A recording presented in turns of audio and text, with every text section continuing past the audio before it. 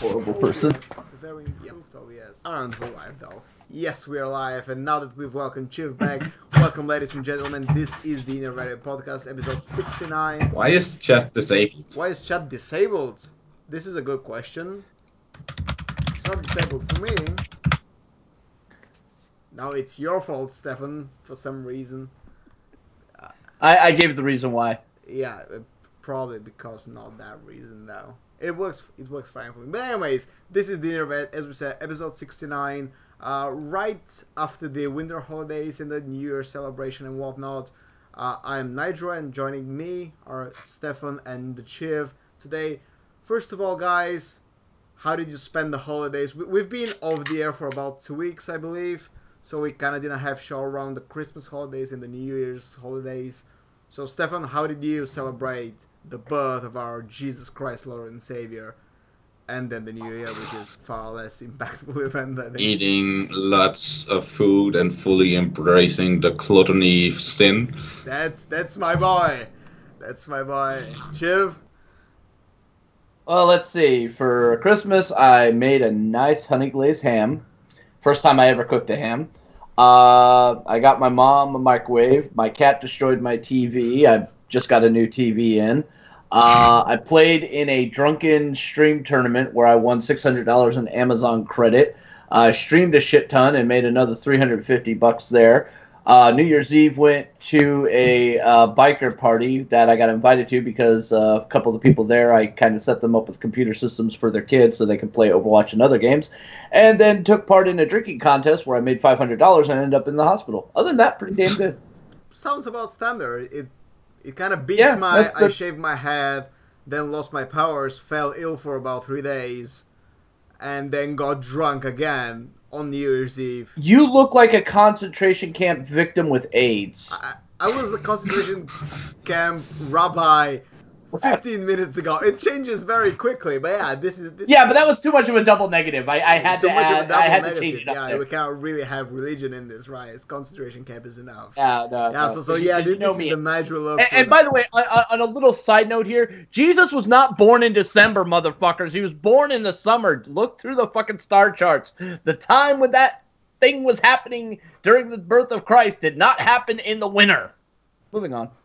Yeah, I'm not gonna dispute Christmas. I got like a pair of jeans and a pair of socks for Christmas, so I'm not having like the... You know, some ultra conservative Christian pissed me the fuck off this holiday season on that. We're celebrating the birth of our Lord and Savior. You know he was born in summer. You're a heathen! Well, you are a heathen, though. Yeah. You are a heathen, in all fairness, right? I am, and then as I was walking away, but I'll still bone your daughter. You would... And then I walked even faster. Okay, let's start with some actual Hearthstone talk before we end the show trashing on religion some more, I guess, because this is gonna happen apparently. We just gave out our 3rd annual GosuAwards right before the New Year's celebration on... You mean the Zixo Awards? The GosuAwards. Well, he actually won only 2 categories, man. Yeah, but they were the two most important, let's be honest. But in all fairness, like, it's been a close competition, I guess, this year, right? From what I saw, a lot of what the panelists voted and a lot of what the communities voted didn't really match. I think we had some matching in the less important categories like tournaments and casters and production. Like the categories about players and teams were kind of really went the two separate ways.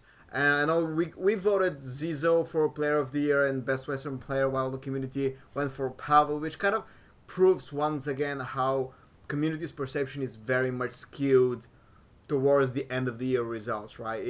This is of course, this is kind of the reason. The whole limited fucking attention span bullshit. Yeah, but I found it funny because. For right after the World Championship, the community shat on Pavel for winning based off Babbling Book exclusively, like, oh, he's not really a good player. And now he got, I think, 3 or 4 community voted awards. He just took them home. It's like, yeah, this is why we don't let the community vote the main awards. Like, this is why we stopped. Well, I mean, he had French backing and Russian backing, so that was going to be about 3 million votes right there. Yeah, this is also true, right? It's backing by the 2 two biggest scenes probably like the individual scenes, right? So, but yeah, Zizo winning the important categories. It's been a closer race, as I say, compared to last year. Last year, Tyson was like no competition, right? But Zizo had some difficult competition, I think, this time around. You know, Pavel was a good, contestant, even especially after the game win. Super JJ was, worthy opponent. I'm not sure who we can put there in the top 3, right? Not really a handsome guy for Player of the Year, although he did win Best Eastern Player after kind of a close race against Jason Jew in both the panelists vote and the community vote. The community chose Jason Jew, by the way. Not sure why. Really, I think it was not like they saw him. No, him. he's like he has a lot of relevant first place wins throughout the year. I think I chose him as well, but yeah, I think it was like a multitude of factors. First of all, he flopped at BlizzCon big time. Yeah. Then Ardu brought up the whole Apex seeding season thingy, and that kind of skewed community's perception in a negative way, I feel, right? A lot of people say, oh no, Handsome Guy isn't really a good player. I actually had arguments with Redditors on this, like when I was doing the show profile pieces, and people say like, oh, Handsome Guy, he doesn't really deserve a profile piece because he only won. Motherfucker! It's like, God. But again, like, yeah, not like he wasn't there the year before, it's not like the year before that too. Fuck off. But really, like, I cannot really say, oh, Jason Joe didn't really deserve to win, because he is the runner-up in our voting in the main category. So I think these two players were the only real ones we could have considered as top contenders for Best Eastern Player, right? Yes. Mind you, it'd be really nice if China lifted their internet restrictions so the West could see more of their stuff, so we wouldn't have such a limited fucking field of players. Well, thank you. This is what HC 2017 is set on to do, right? To have every season is like... Yeah, it's going to change China's governmental policies. Well, I guess we'll at least see more Chinese players. By the way, the Chinese Winter Championship, like the Gold Series equivalent, is actually running right now, and from what I saw from Sin's tweets, they invited 12 former champions of the Gold Series, and none of them made it out of the groups. So we're going to be seeing some new faces in the Winter Championship. Again, I cannot stress this enough. I think the 2017 revision is probably the best thing for Hearthstone for fucking forever. Since 2016 revision, by the way. Agreed.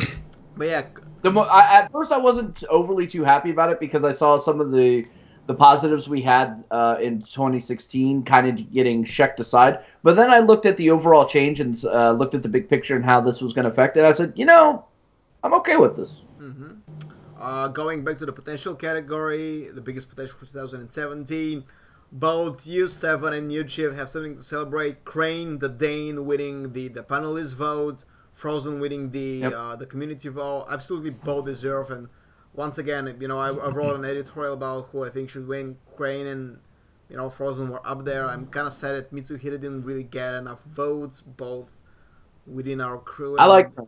But I guess his breakout, or rather rise to power, came a bit late in the year, so people don't really consider him. Yeah, I actually like Crane, and I like other people on his team. However, I really didn't like Sato's little sellout piece for PC Gamer Magazine, where when he was listing his top picks and all this shit, literally ignored Zixo's fucking consistency all year and put Super JJ as like the greatest player there was in 2016. I was like, what the fuck? Did you... Ron Sherman! Yeah, but Super JJ, as we said, like he won a lot.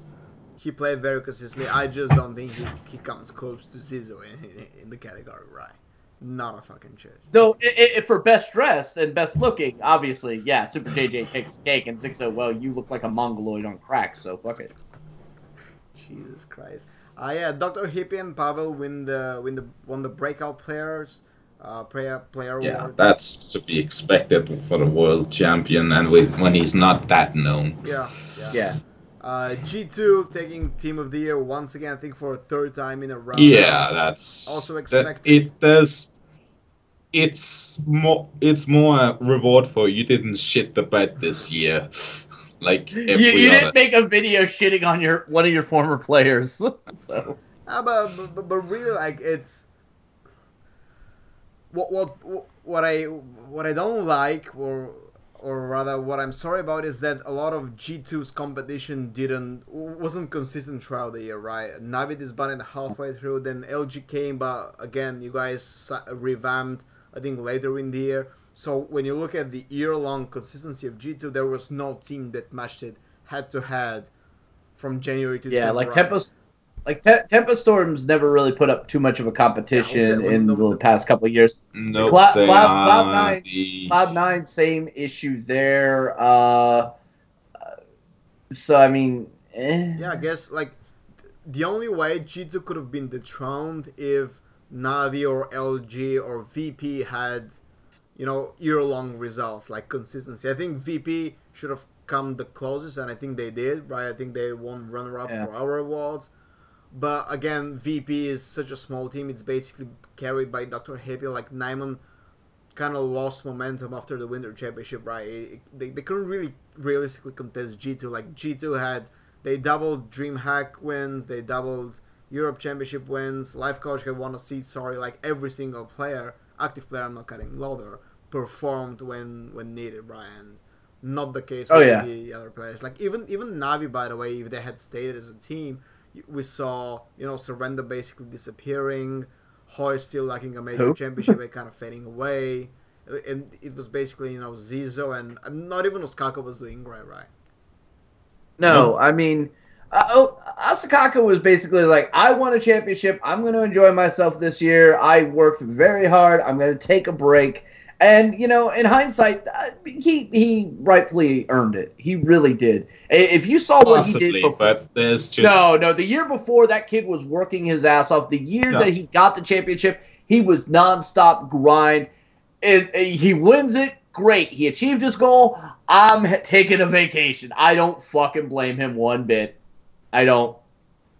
Yeah, yeah, but if his team were to be sustainable, probably he needed to do a little bit more. Well, come on, Hearthstone sustainability for teams is all. He's on Alliance now. Yeah, but Alliance literally only demands that you're Swede. Like, that's literally as long as he doesn't migrate to Denmark or something, his contract won't be breached. That's literally the only.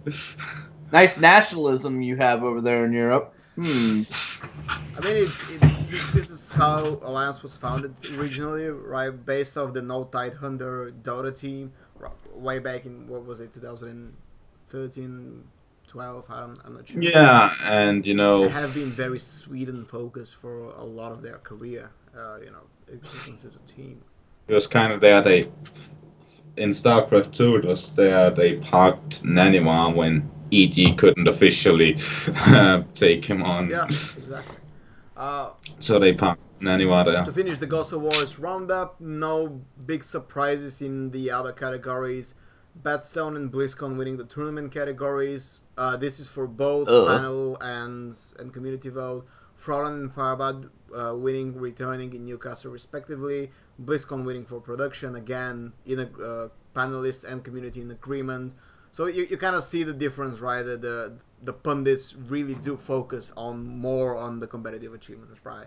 And the community does favor the end of year awards. The end of year results. But when it comes to overall impression from casters or tournaments, we kind of remember the same good things, right? Both pundits and community favor the same casters, the same tournaments. I think that this kind of shows that we are at least on the same boat. It's not like, Hearthstone experts want to see something, completely different. No, that's not the case. And by the way, Firebat winning, I think he was up 75% in a community poll. There's never been a winner that won by such a big landslide. No, like it's fucking Firebat, dude. Yeah, that man prints fucking money. Fucking hell. Like, I remember when he was a free agent and I was sitting there talking with him and I brought him up to my boss and it was like, well, is he really that good? It's like, he's the fucking champion. It's like, well, what year? It's like, it doesn't matter. He prints money. It's like, you're kidding me. It's like, no, I'm serious. So he ended up going with Cloud9, as we all know. You imagine? I can only imagine LG, the current lineup, with Firebat as the cherry on top. That would be a fucking G2 rival right there. Right there, we would have beat G2. Probably, just like you right now. If you kept this roster for the... Could you make him do stuff, perform, have results? You know what we'd have to do for him? One simple thing. Good, James. Keep at it. Here's some money. Have a nice fucking day. That's all we'd have to do. Oh, you need to go somewhere? We'll send you in a Lamborghini. Have a nice day. There you go. Yeah, man. That's how you deal with a Firebat star like that. Holy shit. That man streams 10K. Done. But any team would kill for that. By the way, you know, speaking of Firebat, it kind of makes you wonder how many years will go by before we get, you know, world champion that is comparable to Firebat, right? That has done so much for the game, right? I mean, it's a matter of... Let's be honest. Like, it's a matter of charisma. It's not going to be Pavel, right?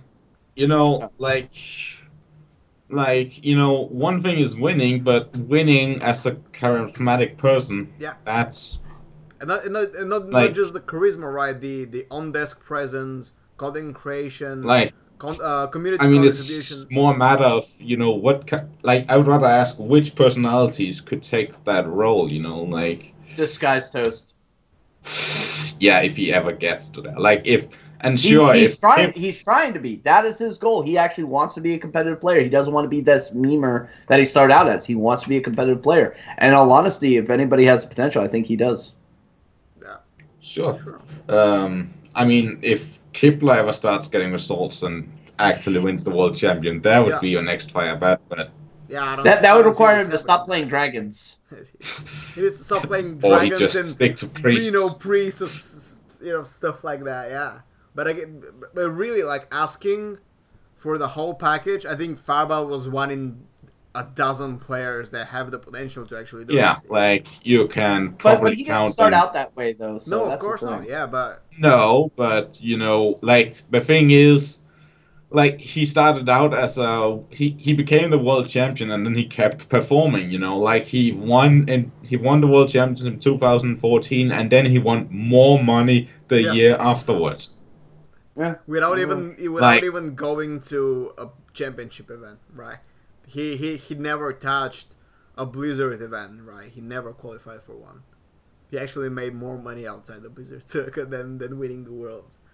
And again, right, it's been incredible how much he's excelled at everything he's done, right? He's truly, you know, once in a lifetime player, you know, world champion that said, you know what, I'm gonna win more, wins more. You know what, I'm gonna win more money, wins more money by doing content and organizing stuff. So, you know, kudos so far. But I think if anybody deserves to win any category but this much, that's him. But moving out of the GosuAwards and into some more esports news, a lot of big team movements and shuffles happened towards the end of 2016, and even now, like at the start of 2017, we have some changes happening. And I'm gonna start with SK Gaming actually releasing the majority of their players. You know, it's one of the sad news, I guess, but kind of expected news. I know. I'm not gonna lie, I'm not shedding a tear.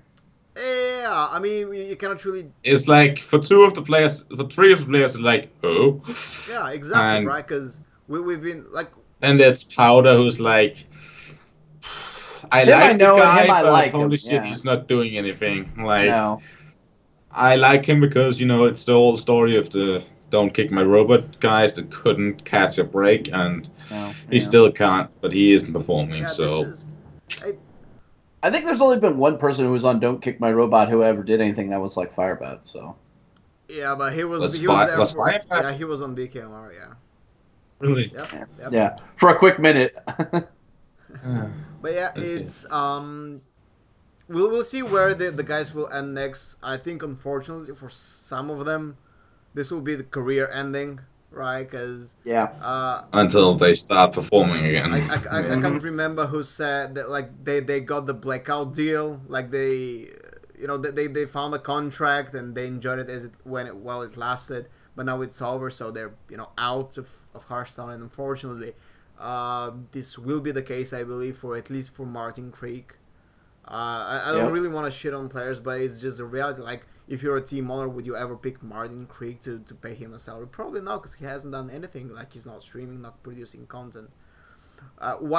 Even though like other players, like the other suites, actually have potential and they're still tough sell, right? If you look at Freaky has been credited as a major part of Orange's success, actually, when he broke out in 2015. A lot of people contributed, Oranges back-to-back at Katowice and Sea-Story Cup because he practiced with Freaky a lot. And just don't ever attend a live event with him. Spo, again, when we're talking about Orange in the suite, Spo is something who is valued and respected a lot by Orange. So both of these guys are actually, good fit for Alliance, just because Orange will probably vouch for them.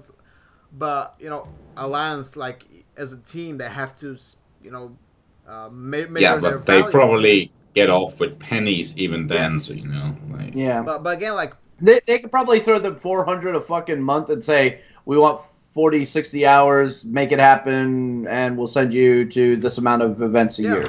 Yeah. Deal with it. And they'll take it. They'll take it. You're basically paying for Orange's practice partners, but you don't even have to, because he's going to practice with them anyways. If he could start performing again to the point of his former prime, that would be amazing. That's the best deal you could ever get. Like, that's one of the best. If any of these guys can go to a DreamHack and pull a win, then all of a sudden they're back in contention of being a major asset to any team that would pick them up. That's the reality of this. You do 100%. Like, that's another advantage of being, sweet, because Lord knows there's going to be a DreamHack there at some point.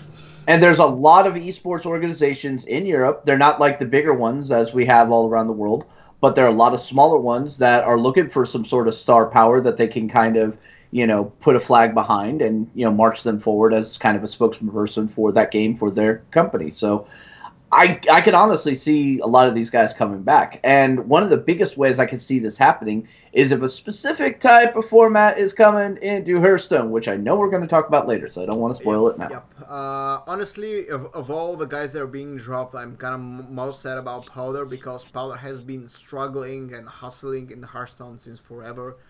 He is like one of the best players that never won anything, right? Every game has one of those or a few of those. They're incredibly talented, but never won anything. It used to be Jackie, but then he won, so fuck. I mean, even if you look at Brawler, you have guys like, Yellow and Almost Stork, who are, known for a lot of high finishes. Stork actually has a couple of championships, but he's known as the King of Silver, basically, just as Yellow. Every esport has those, and Powder is one of those guys for Hearthstone, unfortunately. A lot of top fours, a couple of silver medals, never gold. So, and he's a guy with quite serious discipline and quite good self-reflection and, self-awareness about his skill as a player. So he's actually very talented.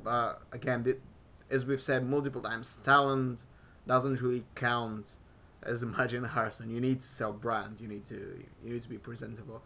Yeah. Like none of these guys are actually ready to be on the forefront of any team.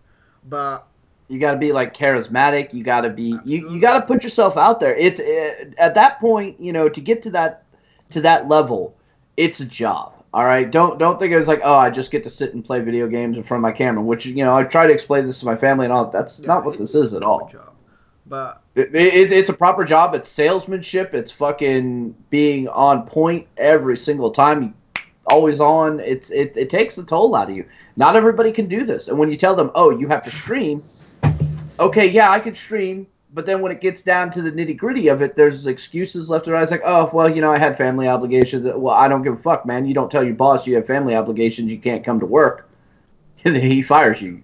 All right, so if you really want to make it big in this, you got to take it seriously. And if, like, Powder, he's a person I think could actually take this seriously. And I think, with a little bit of luck and a little bit of dedication, and not just to the game itself, but also to the presentation and how he puts forth things into the stream community, he could possibly bounce back from this and be bigger than he is now. So I wish him the best of luck, and hopefully see if he'll actually dig in and do it. And SK Gaming wise, AK Wonder and Zetalot will remain on the team, so it's not like a complete dissolution, but they did really lose a lot of firepower.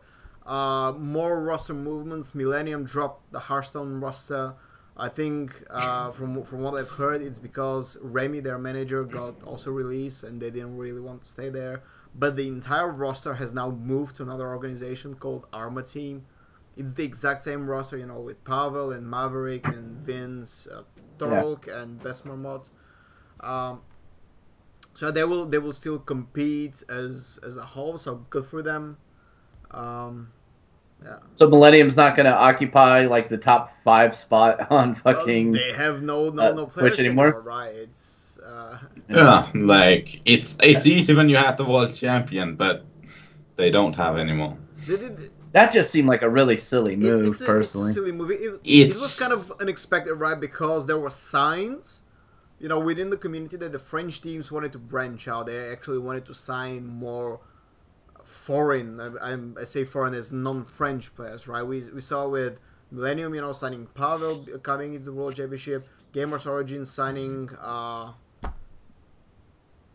Purple. No, yeah, Purple is kind of French because he's a French Canadian, but I think oh god, there's like two people. There's like people of both sides of the Atlantic right now wanting to shoot you. Like he speaks French, like he you know, it's sure, but I don't mean that. They signed Mitsuhide and who was the other guy? Chinoise, I believe. So they really wanted to branch out, and then suddenly, you know, Millennium was like, yeah, no Hearthstone anymore. They actually did through a lot of restructuring. I think they dropped their StarCraft 2 roster as well, if I'm not mistaken. Big fucking surprise. Everybody's dropping StarCraft 2. So, yeah. But these guys... When the game's, 6 years old, like, that's older even Take TV is like, alright, we're done, dude. Like... Nobody wants. Warcraft 3 was younger when Blizzard started dropping that title. Like, yeah. I mean, that's just not... Like, that's just how Blizzard works. Okay, they are still a game developer. They are not the pure esport. Yeah. No, they're not. Like, you know, it's been... They're trying to be the best of both worlds, and obviously something is going to lack.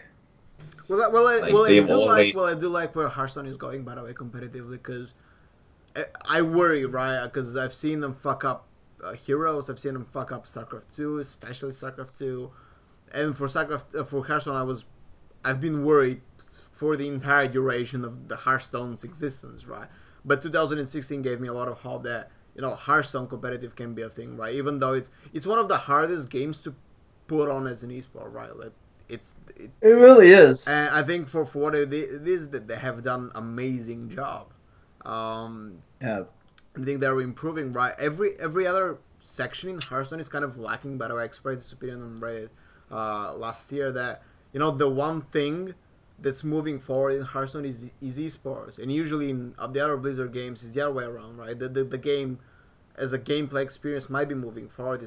It's enjoyable or whatnot, but the esports scene sucks. If you look at the Heroes of the Storm is a great game to play, but to watch the esports component is fucking bore fest.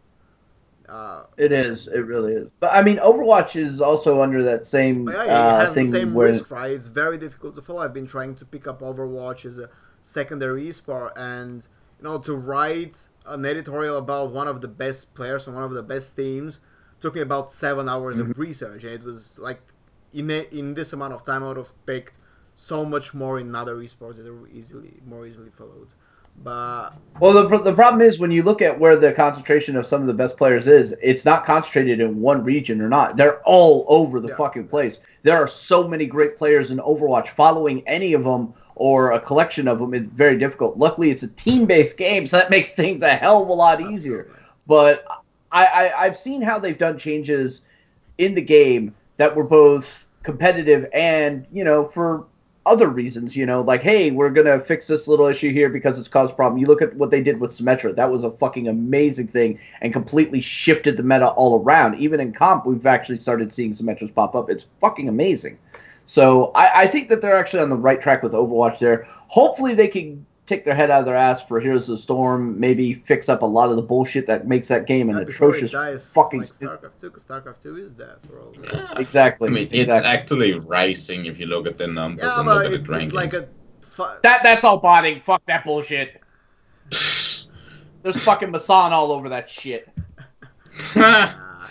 But anyway, speaking of roster changes, one big organization actually entered Hearthstone right at the tail end of the year. It's Misfits, known for its, Overwatch roster, most of all. They picked quite a power trio consisting of Stan Cifka, who's been teamless since he left you guys.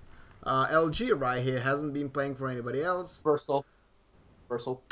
And then they picked also George C, who made it to 3 consecutive HCT events in 2016, and Bukrovac, who has been a long time practice partners for Stan Cifka. If you actually look at them competing at events, they would 99% of the time bring the exact same list, right? It's like Bukrovac is the mini Cifka basically in this regard, and he actually...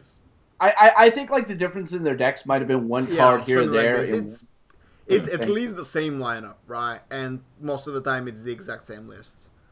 But yeah, great pickup for Misfits. Bring them right on the map for 2017. So I'm excited to see, man, because we're going to talk about it right as the next topic. But there are quite exciting times coming for competitive Hearthstone. And I know, like, me and Chiv has been bitching about it, writing about it, talking about it for a long time, but we'll get to it. Finally, to close up the roster movements in China, we've seen some tumultuous times. World Elite actually released their Hearthstone roster, and it's been one of the oldest Hearthstone rosters on Chinese soil. I think they founded their team in August 2014, so that's almost like 2 years of existence. More actually, right? Yeah, more than 2.5 years. Well, I mean, how much success did that team have though? Well, not a lot, right? This is something to know. They had some individual success on local soil. I think like Hulu has performed kind of decently in the Gold Series, and Moyan is a famous deck builder and innovator. But they kind of lost the war to the other teams in China, like Celestial and Nistar, former Yellow Miracle. So, and this is one thing to know about Chinese Hearthstone. Like, Hearthstone has always been like a token esports for them. Like, if we can spare the money, we'll pick up a Hearthstone roster. But this is something that Celestial has talked about in the past. Also, when I interviewed Yellow Miracle's founders back then, they said that nobody really looks at Hearthstone as serious. Like, sure, you can be on major organizations like World Elite or Vichy Gaming or Tangfu. They will not treat you with the same level of respect as they will treat league players, for example, right? Or players. Like, you're just be grateful you have a fucking salary from us. So seeing I can't even tell you how many like Western players be like, well, why does this part of the organization get this and we don't get that? It's like, because that portion of the organization pulls in 10 times the amount of money that we do. Shut the fuck up. Yeah. I'm just gonna say, expect more Chinese teams to probably release Hearthstone roster, right? If things do not improve for China, right? Because it's very difficult region to be consistent in, like way more than Europe. So they really, and they have their own fucking team league, right? Even with that, they cannot really be sustainable, right? Because the team league is it's not televised in the West. They don't get exposure, and exactly. Without an international team league where we've got the East and the West competing on a regular basis, and without that being seen in a global market, not just in China, not just in the West, I mean seen everywhere, it's going to be really hard for a lot of these teams that are basically regional based. Like, you look at Luminosity, we're pretty much fucking NA based. Let's be fucking honest with you there. You look at G2, they're EU based. Well, guess what? Esports is huge in Europe, so they're in a really fertile ground. But China, their esports scene is really good, but not for Hearthstone.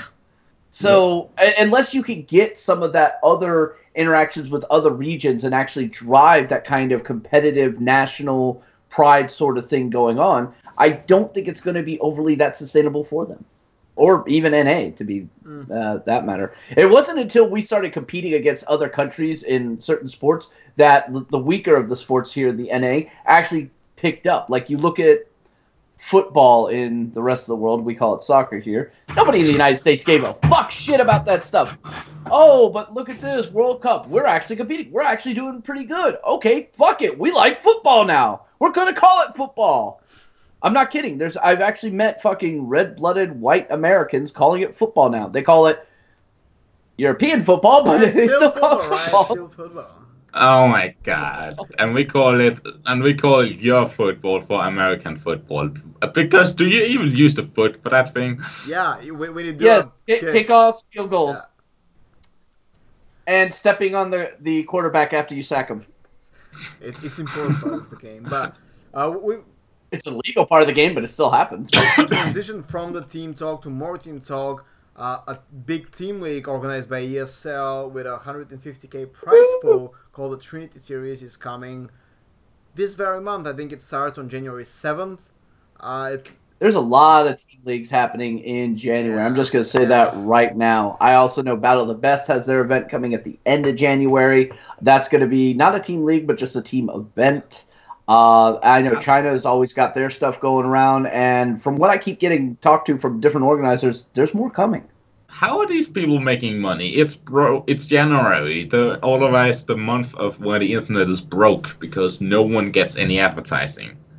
I don't know, man, but again, for ESL, I can understand because they have a shitload of money, so they will always, make a good thing out of the team league, right? They might not get a direct return of investment, they will get some pretty nice promotion, and ESL have been out of Hearthstone for quite a while, since Katowice actually, so this is a good time for them to re-enter the community, right? And it's one of the best initiatives. I would rather see this and nothing else for the rest of the year than have 5 IEM Katowice events that nobody fucking remembers, right? Because this is like what, a 6-week event? It's going to be about 3 months long, I believe. No, 2 months long. Sorry. With offline playoffs, by the way. So this is the first big team league that we've got since ATLC 1, right? And now that ATLC 2, we don't know when it will happen, if it will happen. It's got the soon TM symbol next to it. Yeah, pretty much. Like, we promise you it'll happen eventually. We don't have any funding yet, but we're figuring it out. I mean, hey, if World of Warcraft can go back to Karazhan, Amaz can get ATLC 2 going. No, again, I've said this before. I do hope ATLC 2 comes, but in the proper way. Again, but we don't know if ATLC 2 is going to be, big at all, right? So it's non-existent at the moment. So ESL's Trinity Series is the best we have in team leagues, right? Because there's no way to watch the Team Story Cup, Cup,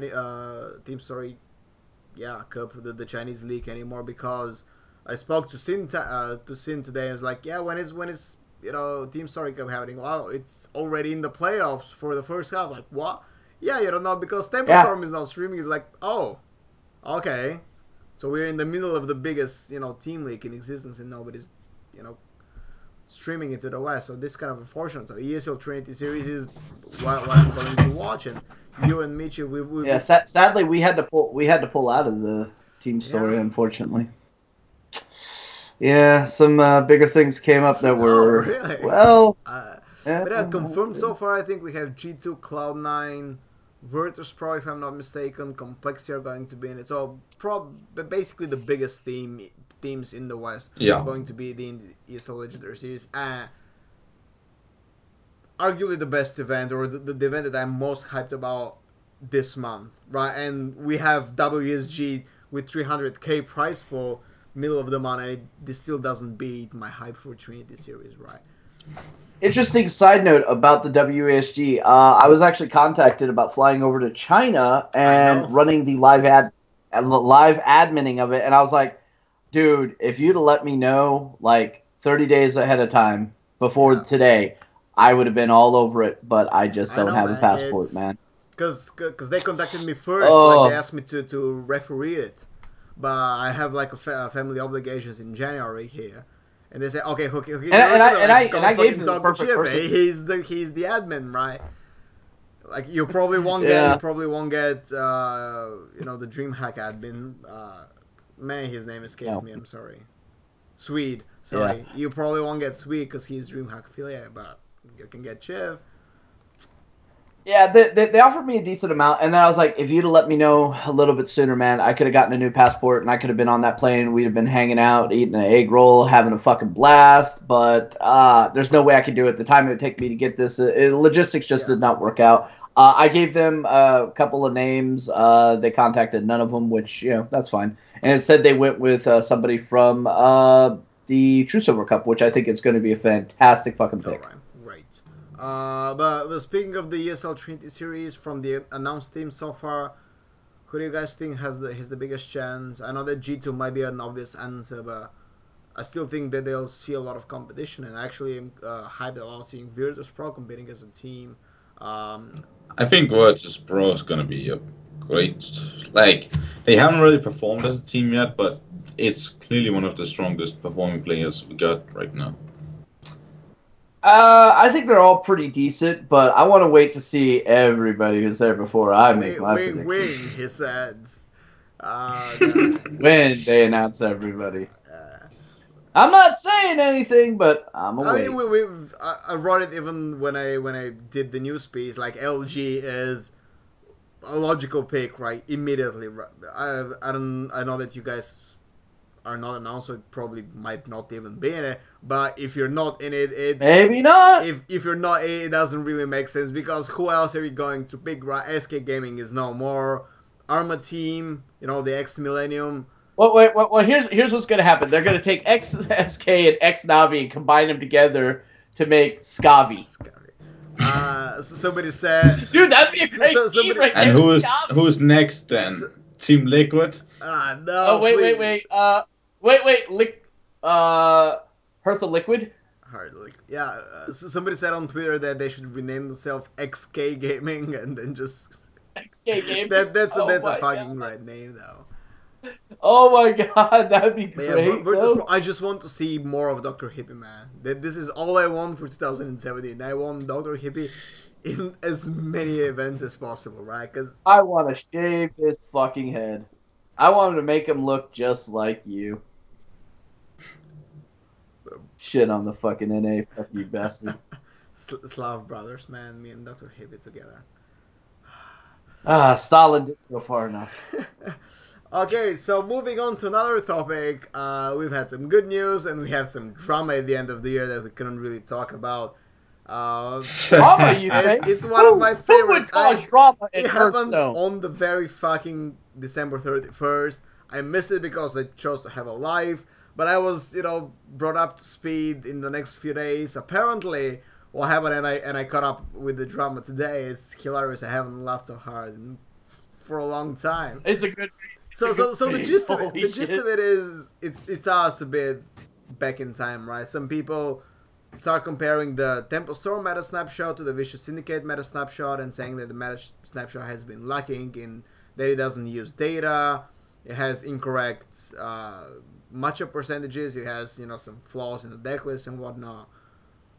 Dude, we've been saying that since the meta snapshot came out. It was always felt like it was a month behind.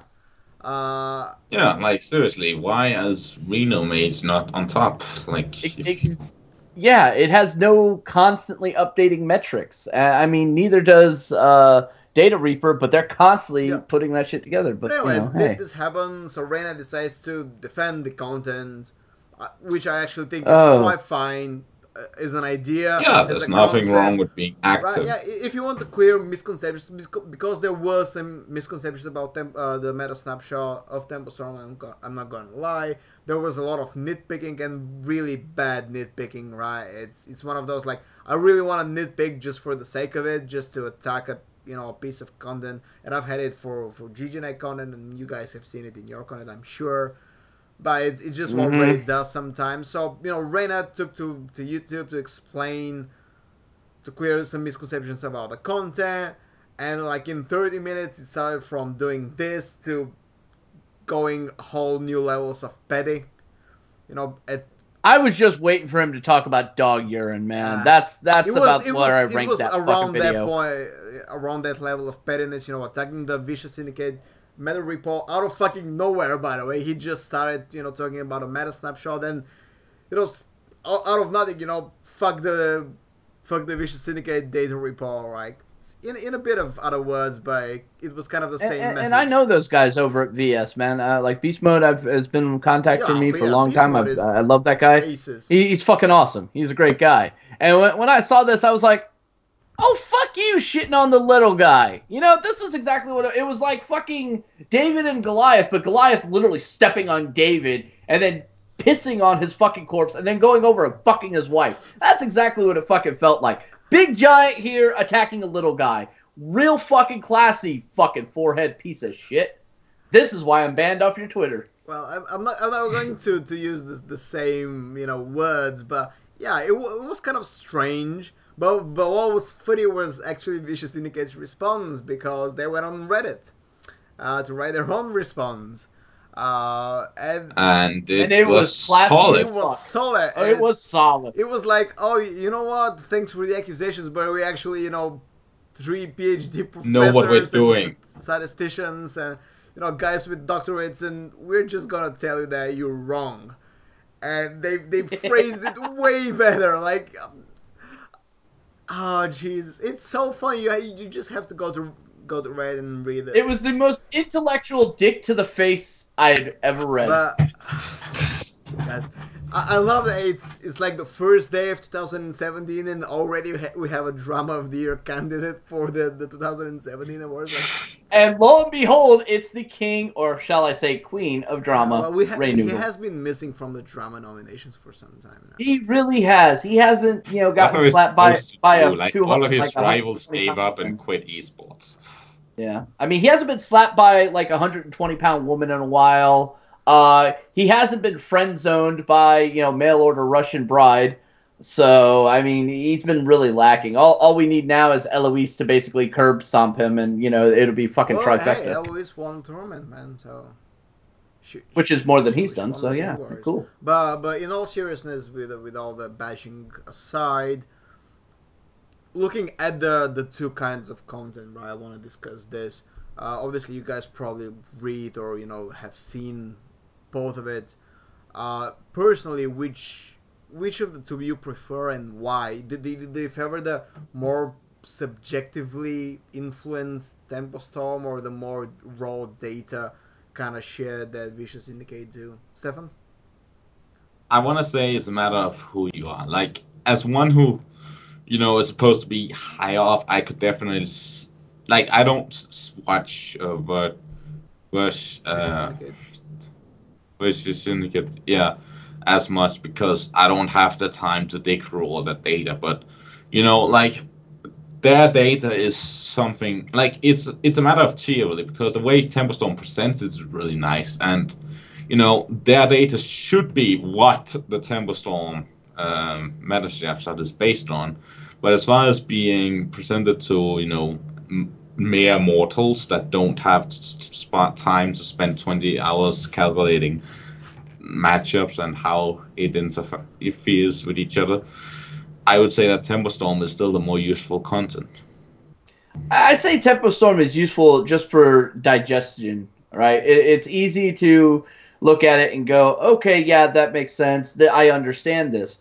But it's not accurate. It's not accurate at all. It's like reading a newspaper from 3 days ago to get the current news. It's absolutely fucking pointless. I think what Vicious Syndicate, while extremely raw data, is not always easy to interpret, and I'll be the first one to fucking tell you this. It's a fucking nightmare. If you know what you're looking at and know how this game works, it is probably one of the greatest tools out there. If Vicious Syndicate could find a better way of presenting this data in a more consumable fashion, they'd kick the shit out of fucking Tempo Storm's presentation all day long. All right, what Tempo Storm provides versus what Vicious Syndicate provides is almost a night and day difference to me. I'm just going to say that right now. I mean, I can get access to relatively free. The other one, I've got to throw money at that fraud. No, fuck off. So I'm much more akin to sticking with Vicious Syndicate because to me they feel more community oriented, more community driven, and the results that they put forth are very accurate. In my own experience, I've used what I've seen there to pick my decks to climb ladder, and I've done it way more successfully than anything I've ever gotten off Snapshot. So That's just my personal opinion. But I still, like myself, I will side with basically Stefan's argument, right? Because I've seen both content, and I'm just gonna be blunt. Like, Vicious Syndicate is fucking ugly, man. It's ugly as hell, and as a reader, I don't want to look at it. Like, it can have the best data samples ever collected in gaming, but I still won't look at it because no, it's just not presented properly. Like, weirdly enough, I mean, if the site, I would actually choose a content that's slightly inaccurate as the Tempo Storm snapshot, but because it's ordered nicely and I can click around and see everything, very conveniently, I would just go with that instead of Jesus, cat, we're discussing meta snapshots, man. Unless you have an opinion, get the fuck out. All I saw was a tail snapshot, man. Come on now. Yeah. But I in all honesty, I think if they did a little bit of restructuring on their page, added, sort of click here for the raw data sort of deal, whatever, and just give us the, the final result things, and then show the breakdowns of each one of the top decks here, how it compares, give us, the simplistic data, and then offer the ability of seeing the more complex data by a simple click to open up a new like drop down or whatever to kind of show that. I think that would be a great presentation. If you can find, take a little from over here and combine it with what you have a product that not only is going to be superior to anything else out there, is going to be the #1 resource used. I mean, we're talking about possibly putting Hearthstone out of business. All right. And when you talk about Hearthstone, like decks and things where people go to find that next new sweetness and with guides and all that, they all go to Hearthstone. Well, now if you've got some statistical data that's also backing it, and all of a sudden you start throwing a little bit of guide work on how to play these decks, you've got the #1 fucking site. Absolutely. And I think that definitely needs to be the plan of action for Vicious Syndicate moving into 2017. And I think really for Tempo Storm, yeah, I know it's going to be really hard, but I think for Tempo Storm, they're going to need to actually be a little bit more diligent in their data acquisition, their data presentation, and implementation. I mean, what they do is cool and everything, but it always feels like 1 to 2 steps behind what the meta actually is, and it's just not a very good experience. This will be a risk with every meta snapshot, right? Because you cannot really, like, the meta changes daily. Especially when you have a new expansion, and it's one thing like Zalay and a lot of the people on my team will say every time they stream is like, hey, so what's the best deck? I don't know, it depends on what day it is. That is the most truest statement for this fucking meta. One day it's Pirate Warrior, next day it's Dragon Pirate Warrior, next day it's Aggro fucking Pirate Shaman, next day it's fucking Rogue Pirate whatever, so you really need to be adaptable. And not just like, okay, hey, we did our work, we don't have to touch this again for a fucking month. No, that's not how that works, guys. It really isn't. Once the meta has been established for a month or two, then, okay, you can kind of slack off a little bit more with it. But the first couple months of a new expansion release, you're on that every 2 days updating things. At minimum 3 days. At the very latest, every 3 days, putting up an update to the content and statistics. And in all honesty, even Data Reaper doesn't do that as consistently. So, I mean, there's definitely room for improvement from both services moving forward. And hopefully they will get on the ball. And it would be a really great thing. Okay, we'll close the show with a short wish listing discussion about what we want to see in 2017. I'm just ripping the main topic idea from what Stefan is going to publish in the next few days, which is his annual class wish list article. So I'm just decided to, we're going to do one for the show, but in a bit of a different direction. So first question, guys, before we move on to the wish list, what did 2016 strike off our wish list for last year? Like, what did we want to see in 2016, and what did 2016 actually deliver? Chiv, I'm gonna start with you. Well, I asked for a lot of things, most notably team leagues. Well, you didn't get that. And so. I wanted... No, didn't get that. I wanted new, interesting mechanics in new sets. We got that. Yeah. We got that in spades. So I was really happy about that. Old gods. Yep, we got old gods. Dry classes. We had a lot of cool stuff. Powerful mage spells. Yeah, powerful mage spells. We have buff in hand mechanics. Fucking Jade bullshit. pirates.